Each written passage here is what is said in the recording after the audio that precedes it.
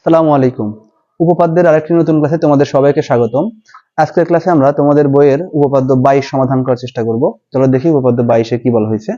উপপাদ্য 22 মূলত প্রমাণ করতে বলা হয় যে অর্ধবৃত্তস্থ কোণ এক সমকোণ। এই জিনিসটা প্রমাণ করার আগে আমরা একটু অর্ধবৃত্তস্থ কোণটা বোঝার চেষ্টা করব। তো আমরা কিন্তু 20 নাম্বার এবং 21 নম্বর উপপাদ্যে চাপ সম্পর্কে মোটামুটি একটা আইডিয়া পেয়েছিলাম। তো এইখানে যেহেতু অর্ধবৃত্তস্থ কোণ বলা হয়েছে, এখানে কিন্তু সরাসরি চাপ উল্লেখ নাই। উল্লেখ না থাকলে মূলত উহ্যভাবে কথাটা কিন্তু বলা হয়েছে। এখানে জিনিসটা কি, যে অর্ধবৃত্তস্থ মানে হচ্ছে যদি আমরা বৃত্তের একদম কেন্দ্র বরাবর একটা জ্যা আঁকি, যেটাকে আমরা ব্যাস বলে থাকি, এই ব্যাস যে রেখাটা, এই রেখাটা যে চাপটা উৎপন্ন করে, অর্থাৎ বৃত্তের যেই অর্ধেক অংশ নিচের দিকে একটা চাপ তৈরি হয়েছে, উপরে কিন্তু একইভাবে অর্ধেক থাকে। তাহলে এই যে অর্ধেক যে চাপটা মানে অর্ধবৃত্ত আর কি, এই অর্ধবৃত্তের উপরে যদি আমরা একটা কোণ অঙ্কন করি বৃত্তস্থ, সেই কোণটাকে এক সমকোণ প্রমাণ করতে হবে। তাহলে আমাদের এখানে দেখো আমরা ডি একটা বিন্দু নিয়েছি এই পাশে, তাহলে এ ডি বি চাপ, আমরা এই চাপটাকে কনসিডার করলাম, এবং এ বি যেহেতু এখানে আমাদের ব্যাস, তার মানে এই পাশে বৃত্তের অর্ধেক আছে।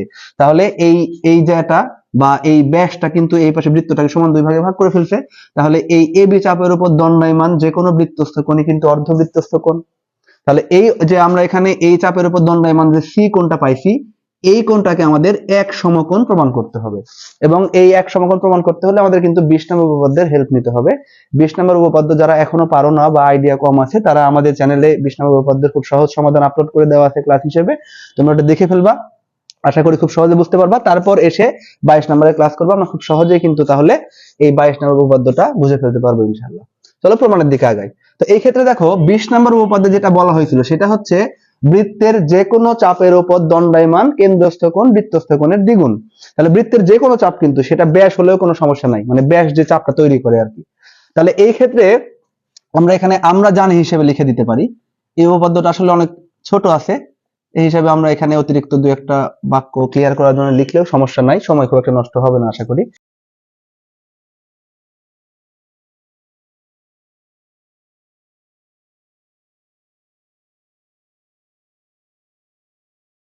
তাহলে এখানে কিন্তু আমরা উপপাদ্য 20টা উল্লেখ করে দিলাম। এখানে আরেকটা গুরুত্বপূর্ণ কথা বলে রাখা দরকার, যে তোমাদের পাঠ্য বইয়ে এই উপপাদ্যের যে নাম্বারিং গুলো করা আছে 20, 21, 22, 23, এগুলো কিন্তু শুধু তোমাদের পাঠ্য বই, এটাকে কিন্তু আমরা রেফারেন্স হিসেবে ব্যবহার করতে পারবো না। অনেকে পরীক্ষাতে লিখে ফেলে যে 20 নম্বর উপপাদ্য হতে আমরা জানি, লিখে ওখানে ধরো সরাসরি লিখে দিছে যে কেন্দ্রস্থ কোণটা সমান সমান বৃত্তস্থ কোণ ইনটু 2। তাহলে এই জায়গাতে এই কাজটা করা যাবে না, কারণ তোমাদের বইয়ের যে নাম্বারগুলো এগুলো কিন্তু রেফারেন্স না। কারণ এরকম কোন মূল বই নাই যেখানে এরকম 20 নাম্বার বা 22 নাম্বার 21 নাম্বার উপপাদ্যে এই সেম উপপাদ্যটা আছে। সুতরাং প্রকৃতপক্ষে এটা শুধু তোমাদের বইয়েরই নাম্বার, অর্থাৎ আমরা এই জিনিসটাকে কখনোই নাম্বার হিসেবে বা রেফারেন্স হিসেবে ব্যবহার করব না, বরং উপপাদ্যটা এভাবে উল্লেখ করে দিব, তাহলে জিনিসটা ক্লিয়ার হয়ে গেল। তাহলে এখন যেহেতু আমরা জানি যে কেন্দ্রস্থ কোণ বৃত্তস্থ কোণের দ্বিগুণ, তাহলে আমরা একই চাপের উপর হতে হবে, অবশ্যই এই জিনিসটা খেয়াল রাখতে হবে। তাহলে আমাদের এখানে একটা চাপ আমরা কনসিডার করলাম এডিবি চাপ। তাহলে আমরা এখানে কি করব, এই এডিবি যে চাপটা আছে, এডিবি চাপ, অর্থাৎ এই চাপটা যে আমাদের এখানে আছে, এই চাপের উপরে দণ্ডায়মান, এই চাপের উপর দণ্ডায়মান আমরা কি করব, আমরা জানি কেন্দ্রস্থ কোণ বৃত্তস্থ কোণের দ্বিগুণ, অর্থাৎ এই জিনিসটাকে আমরা উল্টা করেও লিখতে পারি যে বৃত্তস্থ কোণ কেন্দ্রস্থ কোণের অর্ধেক। আমরা এইভাবে লেখার চেষ্টা করব, তাহলে আমাদের প্রমাণটা একদম সোজাভাবে আসবে, আমাদের বুঝতে সুবিধা হবে। তাহলে আমরা কি করব, বৃত্তস্থ কোণটা কেন্দ্রস্থ কোণের অর্ধেক।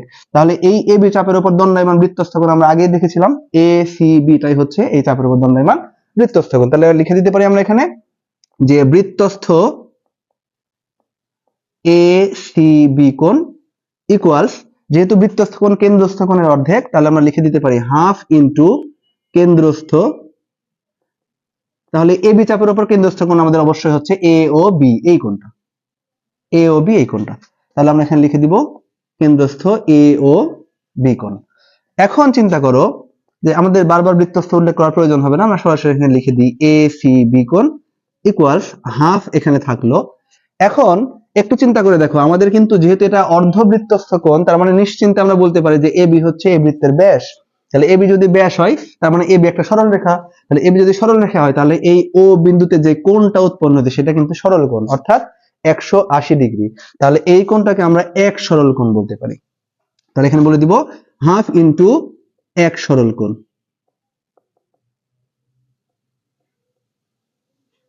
এখন এসিবি আমাদের এই বৃত্তস্থ কোণটা এখানে থাকুক, হাফ ইনটু এক সরল কোণ মানে কি, এক সরলকোণ মানে হচ্ছে দুই সমকোণ, তাহলে আমরা এখানে এক সরলকোণের বদলে লিখে দিব হচ্ছে দুই সমকোণ, বা তাহলে এসিবি ইকুয়ালস হাফ আর টু কাটাকাটি হলে 1 হয়ে যাচ্ছে, তাহলে আমরা পেয়ে যাচ্ছি এখানে এক সমকোণ, যেটা কিন্তু আমাদের টার্গেট ছিল প্রমাণে। দেখো খেয়াল করো, এখানে প্রমাণ করতে চাইছিলাম আমরা যে এসিবি সমান সমান হচ্ছে এক সমকোণ।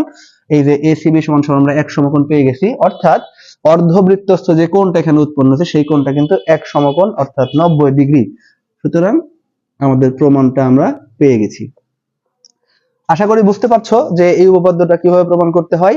এরকম ভাবে আরো সামনে যে উপপাদ্যগুলো আছে 24, 25, 26, 27 গুলা, এছাড়াও অনুশীলনের যে উপপাদ্যগুলো আছে সেগুলো আমরা ধারাবাহিকভাবে ক্লাস হিসেবে নিয়ে আসবো। তোমরা আমাদের সাথে থাকো ততদিন পর্যন্ত, যেন এই ভিডিওগুলো দেখে তোমরা উপপাদ্যগুলো খুব সহজেই শিখে নিতে পারো।